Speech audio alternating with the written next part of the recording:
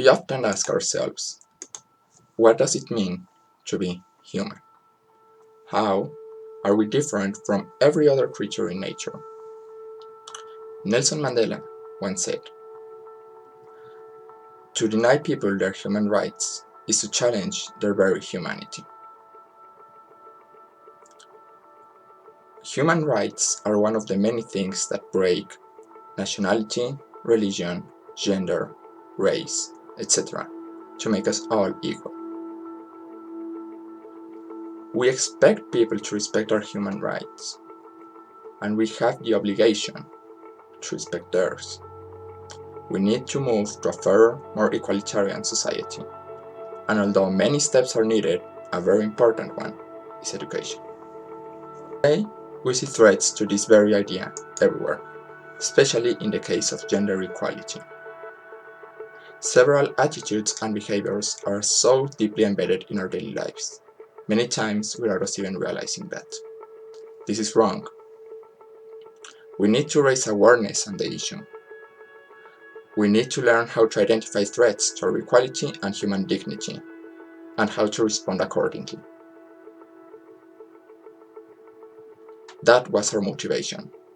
Lourdes and I developed a blog with publications on relevant topics, as we saw an opportunity to use our backgrounds and technical knowledge to educate and raise awareness.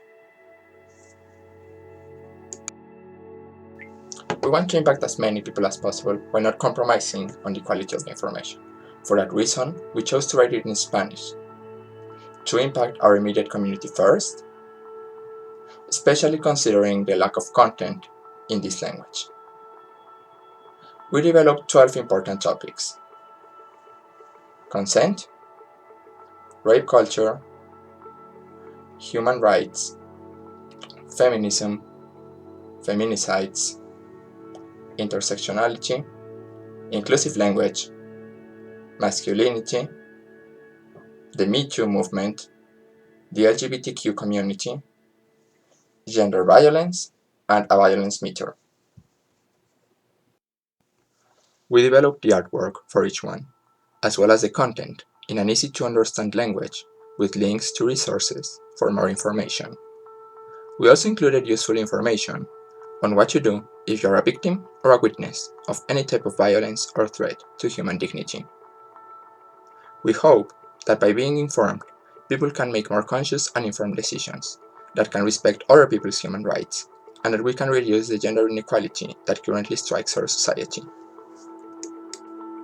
Creating the content for each post involved research on the relevant topics. We discovered most of it was in English or stuffed with legal jargon, making it difficult to understand for the majority of people.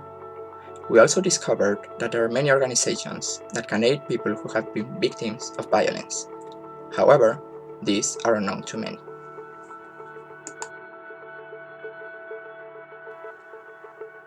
Many people criticize the feminist movement, intersectionality, and the use of inclusive language, because it breaks the social norm and tradition. However, with empathy, we can realize that they are all just fights for the defense of human rights.